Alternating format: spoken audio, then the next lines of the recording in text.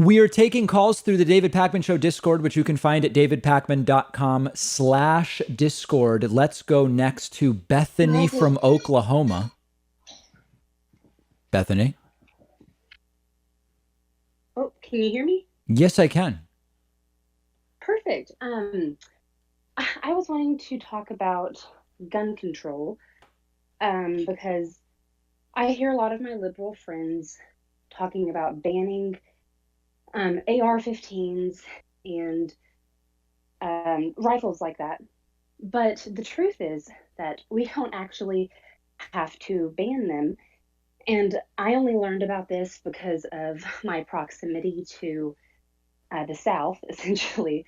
I live in Oklahoma. But things like fully automatic machine guns, those are actually legal to get if you go through the process of getting a class 3 weapon.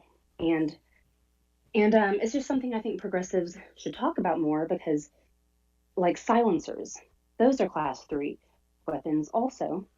And so, what people have to do to get them is they have to, well, off the top, they have to pay like a $200 tax on top of what they were going to pay. But then they also have to go through about a 6 month waiting period. Mm-hmm. I think that might change from state to state, but one of the most important things is you have to meet with a police officer.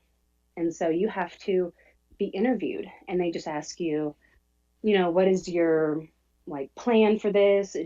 What are you going to use this Sure. for?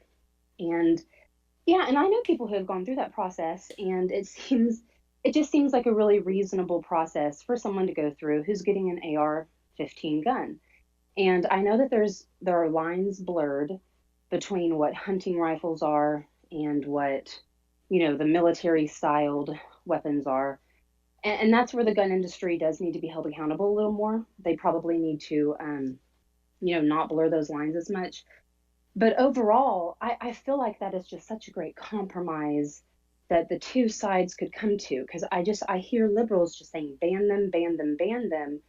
Well, what if we kind of start with that narrative, but then we come to, well, okay, we won't ban them, but let's make them a class 3 weapon instead. Yeah. But I just don't hear that narrative on a large scale, and I don't understand why. I don't know why either. I mean, I think that it would make more sense to take a sort of all of the above approach in terms of hoping to get something done because you're not going to be able to do everything you want to do. At the same time, if the left tried to work on all of these angles at the same time, the right would just even further say, look at all of the different ways in which they are trying to take away your guns. But I completely agree with you that there are things that can be done without banning certain types of weapons that may get us not 99% of the way to the goal, but maybe 75 or 80%. I think the other thing that also sometimes if we're talking about things maybe the left is missing, the rifles that are often used in mass shootings are completely different from the handguns that are involved in what are actually the greatest number of gun related homicides and other deaths, which are individual or one or two people are injured or killed. And very often the Hmm. left will sort of talk about the mass shootings and the individual homicides and suicides as if they need to be dealt with in the same way, and this allows the Hmm. right to very quickly say, when you give us the full number of people killed by guns, when almost all of them are handguns and all you talk about is assault weapons, it doesn't really make sense. And they're right about that. And so I think that one area where the left on guns could also do significantly better is better distinguishing that the mass shootings and the guns used for those are one problem. And then the Hmm. individual and two-person homicides and suicides and the gun used there are a different problem and they require different solutions.